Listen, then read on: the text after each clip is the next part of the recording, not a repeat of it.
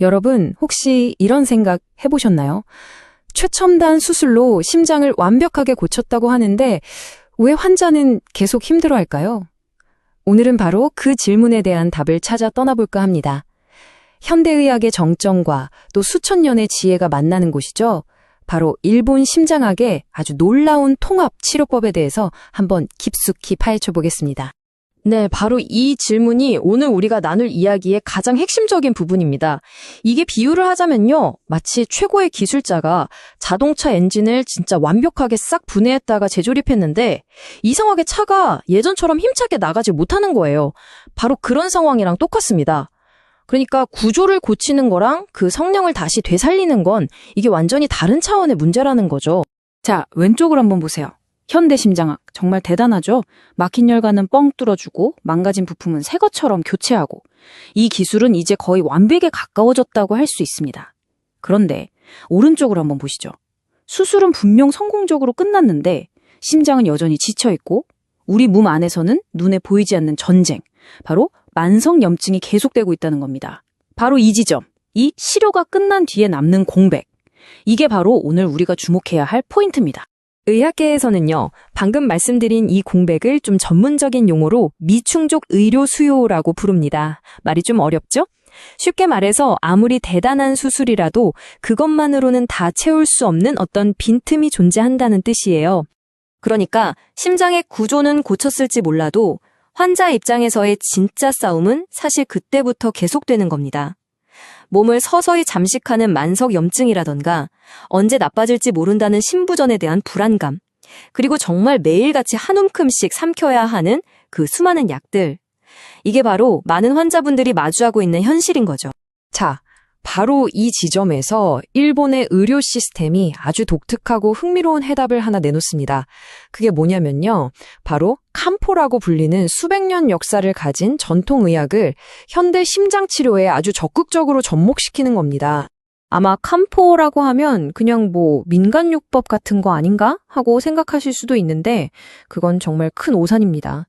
일본에서는요, 칸포가 의사가 정식으로 처방하고 국가건강보험까지 적용되는 그야말로 현대의학과 어깨를 나란히 하는 공식적인 치료법이에요.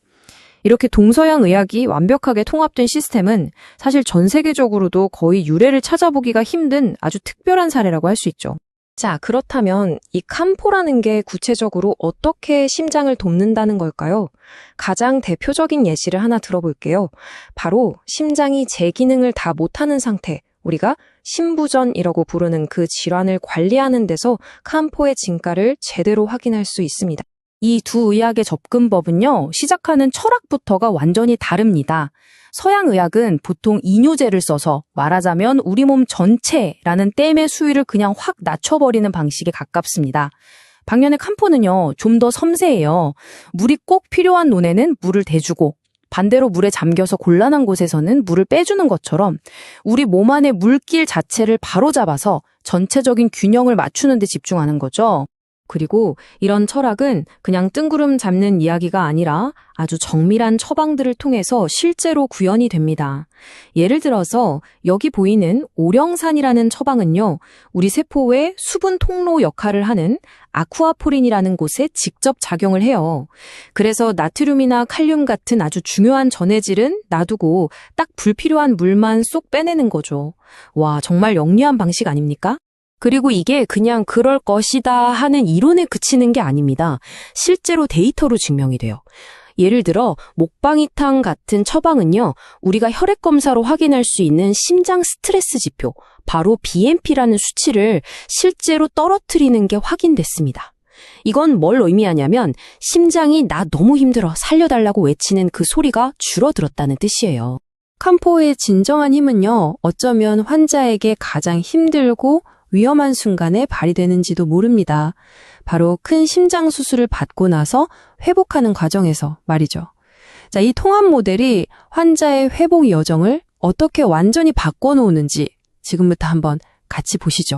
여기서 중요한 건 칸포가 단순히 수술 후에 문제가 생기면 그걸 해결하는 뒷수습이 아니라는 겁니다. 이건 수술하기 2주에서 4주 전부터 시작되는 아주 치밀한 전략이에요. 먼저 환자의 몸을 최상의 컨디션으로 만들어서 수술을 잘 견디게 하고 수술 직후에 생길 수 있는 여러 혼란을 미리 막아주고 최종적으로는 더 빠르고 편안한 회복이라는 목표를 향해서 전 과정을 관리하는 일종의 토탈 케어 시스템이라고 할 수 있죠. 그 전략은 굉장히 구체적입니다. 예를 들면 큰 수술 후에 잘 멈춰버리는 장을 대건중탕이라는 처방으로 부드럽게 다시 움직이게 깨워주고요. 또 고령 환자분들이 수술 후에 겪기 쉬운 혼란스러운 상태, 즉 선망은 억간산이라는 처방으로 강한 진정제 없이도 차분하게 가라앉혀줍니다. 이 모든 게 그냥 경험상 좋더라가 아니라 실제 병원에서 데이터를 가지고 이루어지는 아주 정교한 환자 관리인 셈이죠. 자, 수술이라는 큰 산을 넘어도 환자 앞에는 또 다른 산이 기다리고 있습니다. 바로 매일 먹어야 하는 한 움큼의 약, 이른바 다제약물 요법이죠. 오늘 소개해드리는 이 통합적인 접근법은요, 궁극적으로는 바로 이 약에 대한 부담을 줄여주는 것을 목표로 하고 있습니다. 아마 이쯤 되면 많은 분들이 딱 이 질문을 떠올리실 겁니다. 잠깐만요. 그래서 서양약이랑 캄포약을 같이 먹어도 정말 안전한 건가요? 네, 당연히 하셔야 하는 질문이고 가장 중요한 문제이기도 합니다. 이 부분 제가 명확하게 한번 짚고 넘어가겠습니다.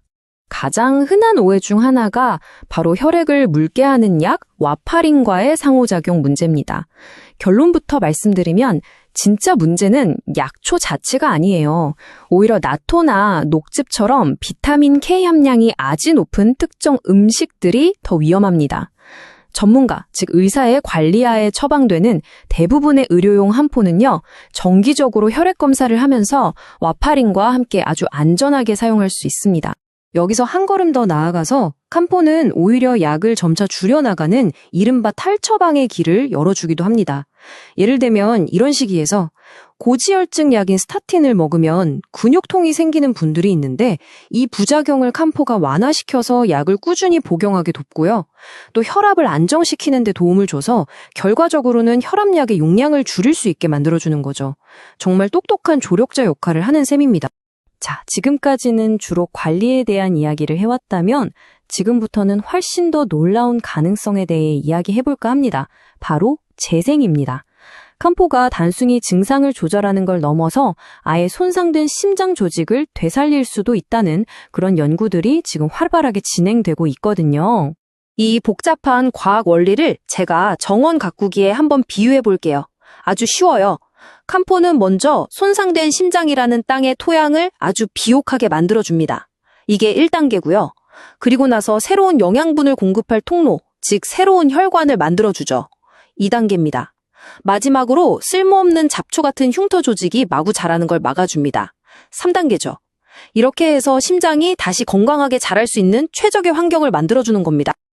그리고 이 모든 접근법의 정점에는 미병이라는 아주 심오한 개념이 자리 잡고 있습니다.